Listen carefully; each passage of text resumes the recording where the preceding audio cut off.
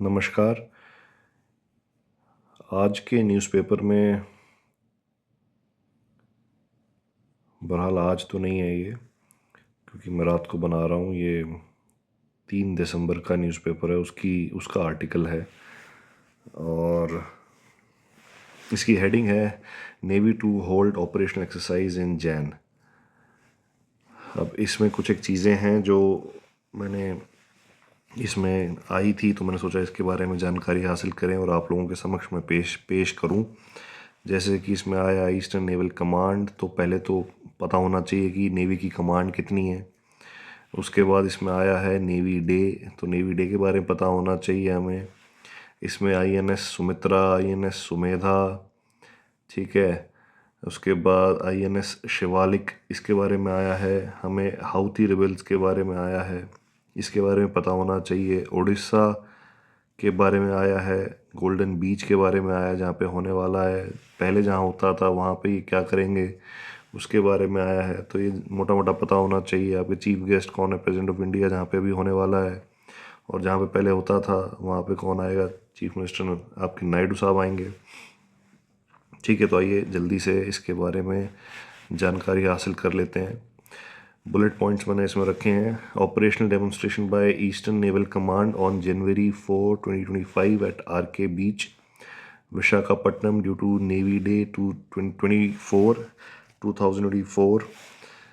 Celebration being held on December 4 at golden beach Puri. तो इस बार जो है गोल्डन बीच पुरी उड़ीसा में हो रहा है, और विशाखापट्टनम जो जहाँ पे पहले होता था आर के बीच में, वहाँ पे ये कुछ ऑपरेशनल डेमोन्स्ट्रेशन करके वहाँ के लोगों के लिए भी कुछ न कुछ कार्रवाई करेंगे। प्रेसिडेंट ऑफ इंडिया जो है चीफ गेस्ट होंगे उड़ीसा नेवी डे के इवेंट के, और चीफ मिनिस्टर चंद्रबाबू नायडू जो हैं चीफ गेस्ट होंगे वाइजैक में for the operational demo. Navy week celebrations in Vizag include, Vizag में क्या होगा, band concert, naval ships visit for children, interaction with veterans, navy marathon on beach road on December 15। ठीक है। 3 ANC ships deployed in the Arabian sea, ये बताया है इसमें कौन कौन से।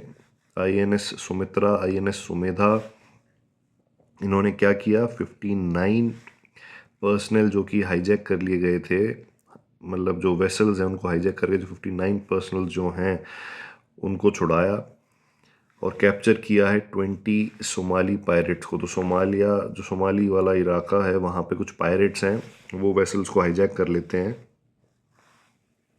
और बंदों को अपने पास बंदी बना लेते हैं। तो आईएनएस सुमित्रा और आईएनएस सुमेधा ने उस एरिया में ऑपरेट करके 59 लोगों को छुड़वाया। INS Shivalik provided anti missile defence against Houthi rebels attacks on merchant vessels. जो मर्चेंट वेसल्स वहाँ पे जाते हैं सऊदी अरेबिया के, या जो जहाँ से जिनसे इनकी नहीं बनती, वो हम आगे पढ़ेंगे डिटेल में, तो उनके खिलाफ उन्होंने प्रोटेक्शन दिया है। ठीक है। और ये शिप्स से भी आपको समझ में आ जाएगी ये सुमित्रा और सुमेधा ही यहाँ क्यों लिखा है, यहाँ शिवालिक ही क्यों लिखा है। जो शिप्स हैं इनके अलग अलग कार्रवाई है, इनके अलग अलग काबिलियत है और इनके अलग अलग रोल हैं। सबसे पहले तुम जान लेते हैं हाउती रिबल्स के बारे में, जो इसमें लिखा गया है। हूथी रिबल्स कह लो या हाउती रिबल्स कह लो। एक अंसर अल्लाह मूवमेंट चला था एक। The Ansar Allah movement, more commonly known as the Houthi movement या Houthi movement, is a Zaidi Shia led political and armed organization based in Yemen। ठीक है। अगेन यहाँ पर रिलीजन वाला ही इशू है। एक माइनॉरिटी है जो कि अपना बचाव कर रही है, या जो भी कह लो इसको, एक माइनॉरिटी का मूवमेंट है। Primarily in the northern regions, Somalia के यमन के नॉर्दर्न रीजन्स में। It emerged as a response to the political, economic and religious grievances of the Zaidi Shia minority। तो जो ये ज़ायदी शिया माइनॉरिटी है, इसके कुछ पॉलिटिकल, इकोनॉमिक और रिलीजियस ग्रीवेंसेज होंगे, उसको लेके ये कार्रवाई शुरू कर दी इन्होंने। In Yemen who felt marginalised by the government. The group's name Ansar Allah translates to supporters of God.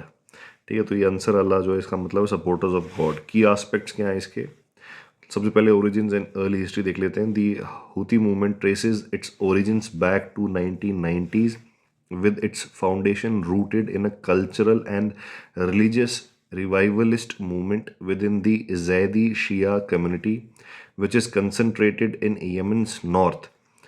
The group's name derives from the Houthi family led by Hussein Badreddin al-Houthi, who emerged as the movement's first prominent leader. The group was initially a social and religious movement aimed at protecting the Zaidi Shia sect and promoting its religious and cultural identity. तो सबसे पहले तो कार्रवाई इन्होंने शुरू करी है अपने आप को बचाने के लिए, रिलीजियस मूवमेंट कह लो या सोशल मूवमेंट कह लो, जिससे कि अपने माइनॉरिटी राइट्स बचा सकें.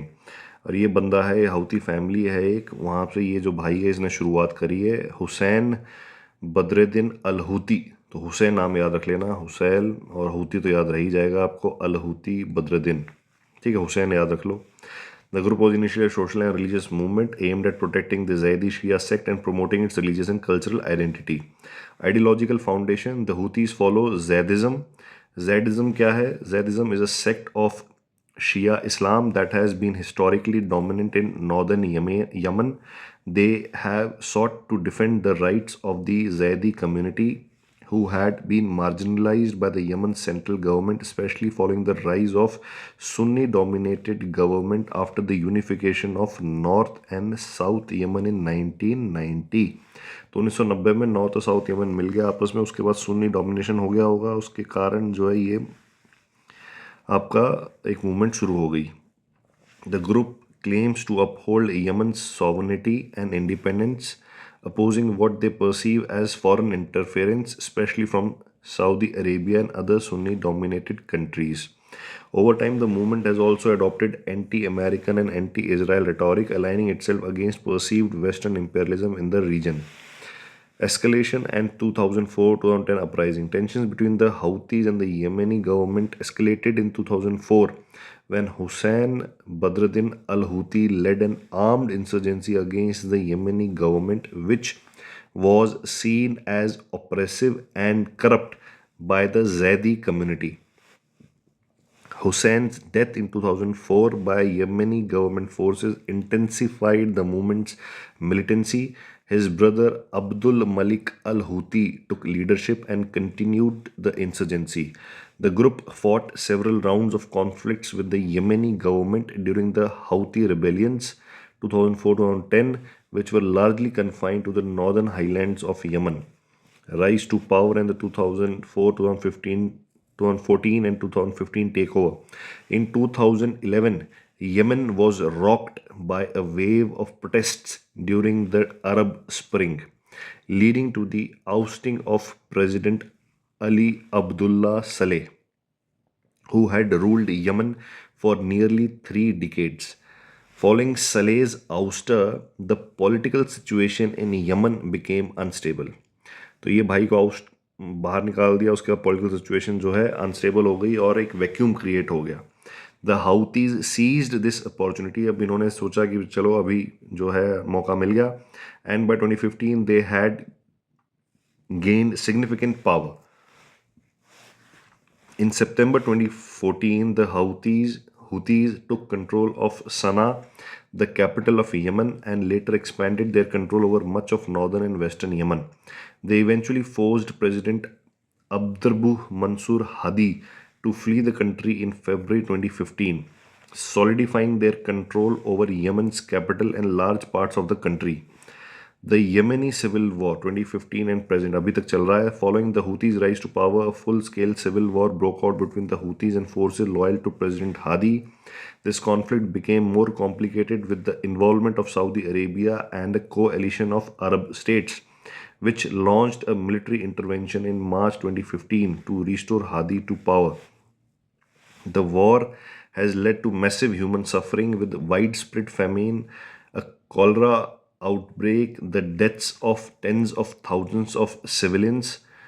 तो काफ़ी ज़्यादा वाइड स्प्रेड फेमाइन हो गया, कॉलरा आउटब्रेक हो गया, deaths of tens of thousands of civilians. It has also caused the displacement of millions of people.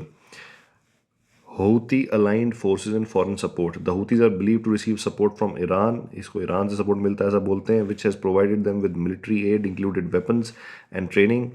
Iran's support is often portrayed as part of the wider Sunni-Shia geopolitical struggle in the Middle East. The Houthi leadership has denied being a proxy of Iran, but their ties to Tehran have been a source of contention, particularly for countries like Saudi Arabia and the United Arab Emirates. The Houthis have also gained some domestic support from Yemen's Zaidi Shia community, which constitutes a significant portion of the population, especially in the northern regions. ठीक है, Houthis have also gained some domestic support from Yemen. तो इनको मिले तो इन्हीं यही इसी community के लिए वो कर रहे हैं, तो यहीं से सपोर्ट मिलेगा उनको. तो ज़ैदी शिया कम्युनिटी सपोर्ट मिला है. Humanitarian impact and international response. The Yemeni civil war has led to one of the world's worst humanitarian crises, with millions of facing food insecurity, lack of healthcare, and displacement. The United Nations and other international organizations have attempted to broker peace talks, but a lasting resolution has yet to be achieved. The Saudi-led coalition has been accused of committing war crimes, while the Houthis have also faced allegations of human rights violations, including the recruitment of child soldiers and targeting civilian areas. Houthis attacks on shipping. The Houthis have been involved in attacks on shipping in the Red Sea and the Gulf of Aden. ठीक है, तो ships जो थी वो यहाँ से इसके कारण है वहाँ पे, including missile and drone strikes. ठीक है, मिसाइल एंड ड्रोन स्ट्राइक्स भी, तो इसके कारण आपको समझ में आ गया. 3 शिप्स थी, तो एक शिप जो थी उसका नेचर अलग था, बाकी 2 शिप्स का नेचर अलग था. On merchant vessels and oil tankers, these attacks have raised concerns about the security of global shipping lanes. The Houthis have targeted Saudi and UAE vessels as well as international shipping, resulting in heightened maritime security concerns in the region. They are also known to have used sea mines and missiles to threaten shipping. As a result, the international community, including naval forces from the United States, Saudi Arabia, and other regional powers, has increased patrols in these strategic waterways. What is the current status? As of now, the Houthis control large parts of northern Yemen, including capital Sana'a, and continue to engage in military operations against Houthis forces and the Saudi-led coalition. Peace efforts have been intermittent. Intermittent मतलब हो रहे हैं, फिर रुक जा रहे हैं, फिर हो रहे हैं, फिर रुक जा रहे हैं. ठीक है, जैसे बारिश होती है रुक जाती है. And while there have been some ceasefire agreements and prisoner swaps, the war has continued without a decisive resolution. So summary of Houthi identity and role क्या है. The Houthi rebels are Zaidi Shia militant. क्या है ये Zaidi Shia militant है, ये याद रखना है आपको. Zaidi Shia, तो कैसे याद रखोगे? शिया के अंदर एक माइनॉरिटी है Zaidi, जो Zaidism फॉलो करती है. Zaidi Shia militant political group that has played a central role in Yemen's ongoing civil war. They emerged as a movement for the protection of Yemen's Shia population, particularly the Zaidi community, and have escalated into a significant political and military force in Yemen. The group's alliances, notably with Iran and its attacks on shipping routes, have made it a critical actor in both Yemen's internal conflict and the broader Middle Eastern geopolitical dynamics. अब इन ships के बारे में देख लेते हैं जो हमने लगा रखे हैं, जो आर्टिकल के अंदर मेंशन हुए थे. सबसे पहले तो INS Sumitra F-41 is an indigenously built offshore patrol vessel of the Indian Navy. ठीक है, जो हमने खुद ने बनाई है. Commissioned on 22nd May 2014. It is designed for surveillance. Surveillance मतलब होता है चीज़ों को, जैसे आप कहीं बैठे हो किसी पहाड़ पे, आप बैठ के देख रहे हो आगे कौन आ रहा है कौन जा रहा है. ठीक है, चीज़ों को चेक करना, आपको ऑब्जर्व करना किसी चीज़ को, तो उसको कहते हैं surveillance. Is design for surveillance, search and rescue. Surveillance करने के बाद आप सर्च करते हो किसी एरिया को, आपने यहाँ बैठ के आप देख रहे हो अच्छा यहाँ पे क्या हो रहा है, आपको लगा यहाँ कुछ गड़बड़ है तो आप यहाँ जाके सर्च कर रहे हो, तो आप सर्च कर सकते हो, सर्विलेंस कर सकते हो, और आपको लगा कुछ गड़बड़ है तो रेस्क्यू कर सकते हो. ठीक है, तो surveillance, search and rescue, anti piracy and anti smuggling operations के लिए बनाया गया है. Its role also extends to providing logistical support. Logistical support दे सकता है इंडियन नेवी की फ्लीट को, protecting India's maritime borders and assisting in humanitarian missions. The ship is equipped with advanced communication and surveillance systems, making it suitable for its role in the Indian Ocean and adjacent seas. INS Sumedha F-43 is another important offshore patrol vessel commissioned on 19 December 2014. Similar to Sumitra, it serves the Indian Navy in maintaining surveillance over India's exclusive economic zone and other maritime interests. With its modern radar, sonar, and weapons systems, Sumedha plays a key role in maritime security, counter piracy operations, and disaster relief operations. कुल मिला के ये भी surveillance वाला kind of vessel है.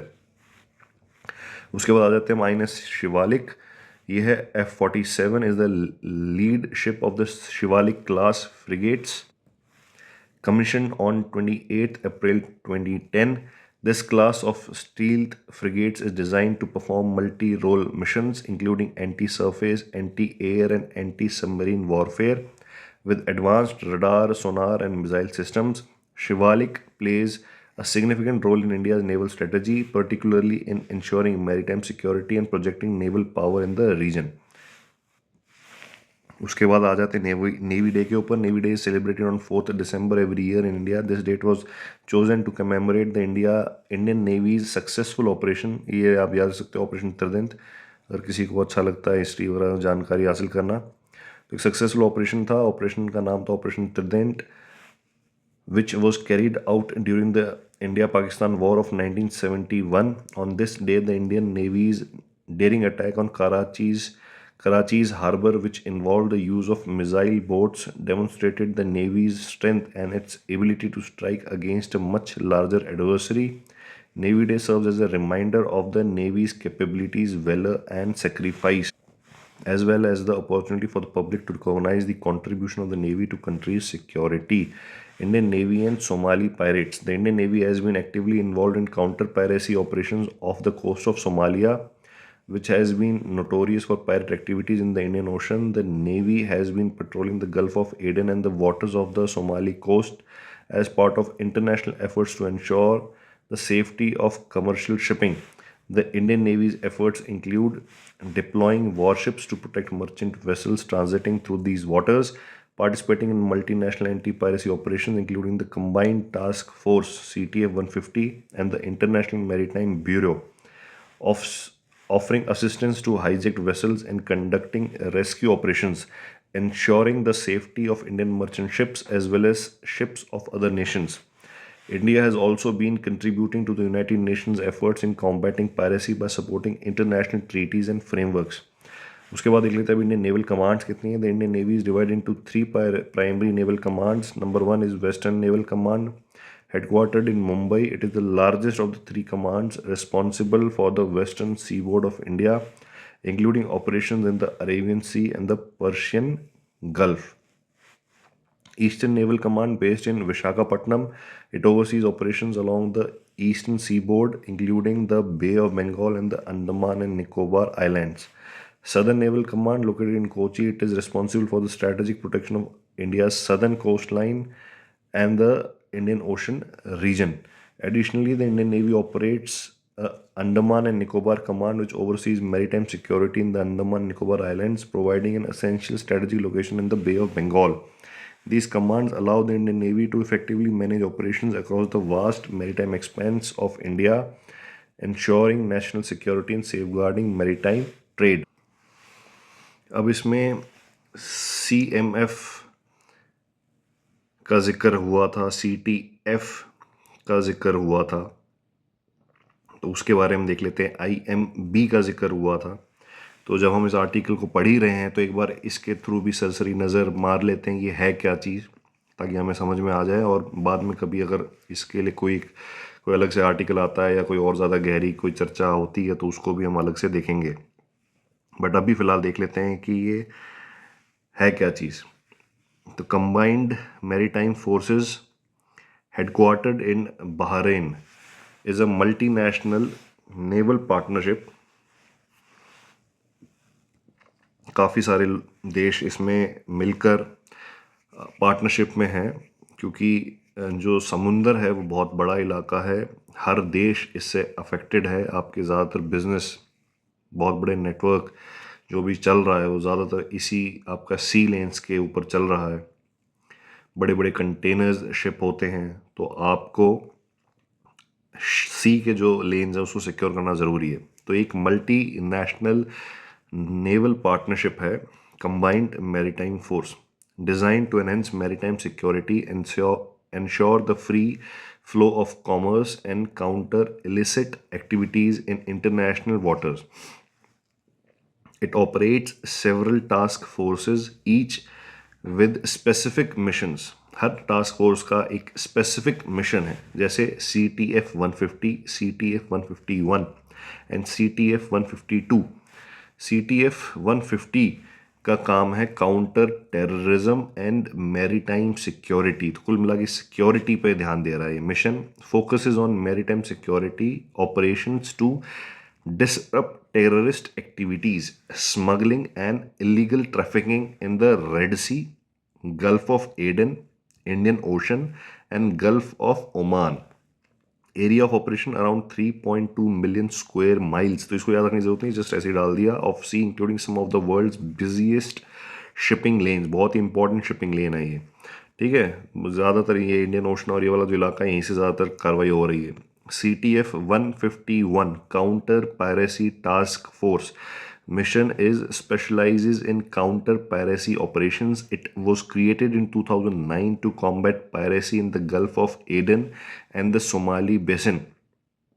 CTF-151 operates to protect merchant vessels and shipping from pirate attacks, primarily off the coast of Somalia. Area of operation: the main focus is on the waters of Gulf of Aden, Somali Basin and Indian Ocean, where piracy was historically a major issue.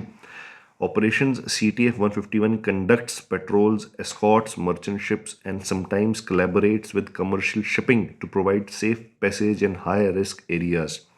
Then is CTF-152, Persian Gulf Maritime Security. Mission is focuses on maintaining maritime security and stability in the Persian Gulf, also called the Arabian Gulf. CTF-152 works with the regional partners to ensure safe passage of vessels, especially in strategic areas like Strait of Hormuz, where tensions and conflicts often arise. Area of operation: primarily the Persian Gulf, a vital region for global oil transportation. Role is: CTF-152 is responsible for security patrols, training exercises, and coordinating efforts between Gulf Operation Council countries and other international partners to deter threats and enhance cooperation.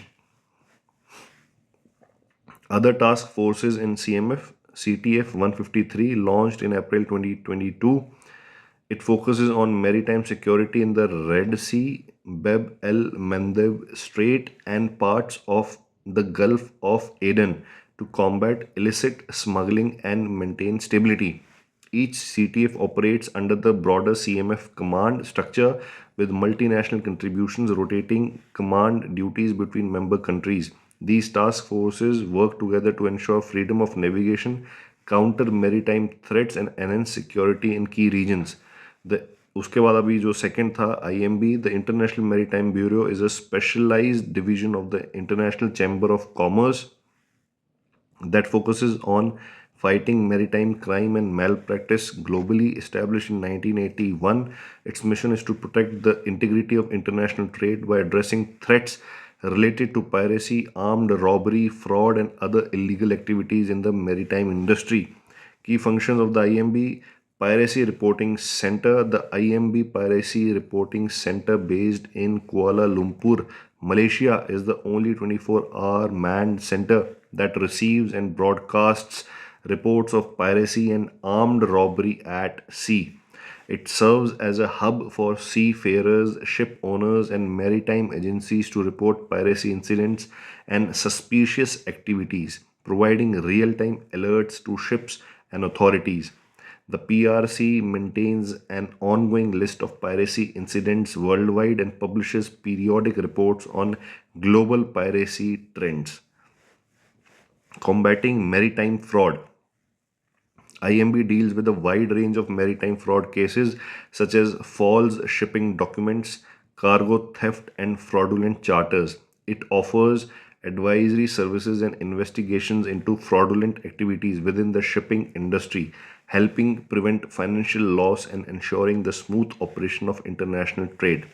Security assessments and advisory. The IMB provides security assessments for shipping companies and ports, helping them adopt best practices to minimize risks from criminal activities like piracy and cargo theft. It works closely with shipping lines, insurance companies, government agencies to advise on ways to enhance maritime security. Publications. IMB regularly publishes reports on piracy, fraud, other security threats that affect global maritime trade. Their annual piracy report is one of the most trusted sources of data on global piracy trends and incidents. Collaboration. IMB works closely with national and international law enforcement agencies, including the United Nations, Interpol, and other maritime organizations, to investigate and prosecute maritime crime. Main areas of focus: piracy and armed robbery. IMB monitors piracy hotspots such as Gulf of Guinea, Strait of Malacca, and the Somali coast. Cargo fraud. Investigating cases involving fake bills of lading, cargo theft, and fraudulent shipping contracts. Maritime fraud, ensuring transparency and preventing criminal schemes in maritime transactions. Importance: the IMB plays a crucial role in safeguarding the global maritime industry, which is essential for international trade, by providing timely information, investigating maritime crimes, and advising on risk mitigation. The IMB helps reduce the economic impact of illegal activities and enhances the safety of global shipping routes. तो आज के लिए इतना ही अभी फ़िलहाल इस video में। I hope आपको समझ में आया हो। मैंने थोड़ा सा इसको ज़्यादा एक्सप्लेन नहीं किया क्योंकि सेल्फ एक्सप्लेनेटरी है, सिर्फ इन्फॉर्मेशन है। मैंने कलेक्ट की है, ओपन सोर्स है और यहाँ पे रख दिया आपके सामने और इसको रीड आउट कर दिया। इसको रीड करने से ही, धीरे धीरे रीड करने से शायद आपको समझ में आ जाएगा। अगर आपको नहीं समझ में आ रहा है तो आप इसको पॉज करें, उसको पढ़ लें और उसको दोबारा से आप इसको एक दो बार जब गो थ्रू करेंगे तो आपको पता चल जाएगा कि ये क्या बताने की कोशिश कर रहा है। बाकी मैंने ज़्यादातर कोशिश की है कि इन्फॉर्मेशन को कोलेट करके एक जगह आपको ऑर्गेनाइज तरीके से आपके समक्ष रख सकूं। तो मैं आशा करूंगा आपको कुछ काफ़ी कुछ चीज़ें सीखने को मिली होगी। बाकी हम गहराई में और वीडियोस के थ्रू जाते रहेंगे और सीखते रहेंगे। So till then, keep learning. Good day. Thank you.